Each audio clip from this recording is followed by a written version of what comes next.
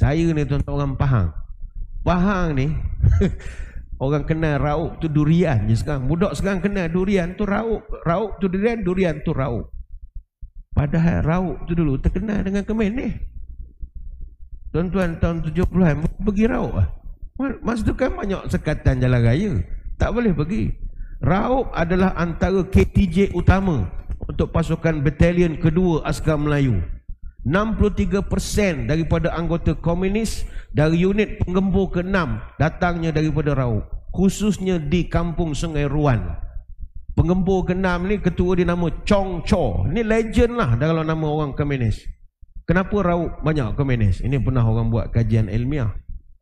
Sebab dia dekat dengan kawasan kegemaran PKM, Parti Komunis Melaya ni. Dia banyak hubungan tempat tu dengan Rauk. Contohnya dia dekat, dia boleh akses pergi ke tempat yang banyak komunis juga. Kerling, KKB, Kuala Kubu Baru, apa lagi, Rasa. Situlah Batang Kali, Serendah. Kalau belah Pahang ni Karak, Lancang, Sempalit, Bilut, Batu Talam, Dong, Sungai Koyan, Sungai Calit. Ni semua komunis dulu.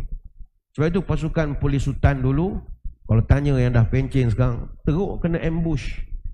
Sampai terpaksa minta bantuan daripada Batalion 3 Ranger, Platoon 4 Batalion 3 Ranger, sampai ke lokasi terpaksa berlawan. Sehingga kerajaan terpaksa buka Felda Sungai Koyan.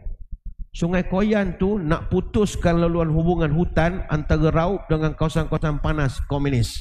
Kerajaan buka tanah Felda di Sungai Koyan, iaitu ke kawasan utara sebelah kawasan di Batu Talam. Dan di Felda Sungai Koyan ini pula 70% daripada peneroka adalah tentera. Apa sebab? Komunis jahat. Mereka lah bertindak menjadi mata telinga kerajaan ketika itu. Sebab itu kita ucap terima kasih lah pada pagi ini. Berkat perjuangan polis dan anggota tentera kita sepanjang tindakan kerajaan lah untuk nak membeteras komunis dari tahun 48 sampai 58. Pihak keselamatan kita berjaya bunuh 6,602 komunis, tangkap 1,279 orang, 2,246 surrender.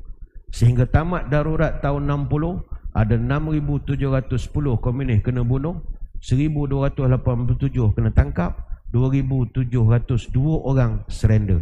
Sampai 28 Ogos 1959, 98% komunis berjaya dibunuh, ditawan atau menyerah diri.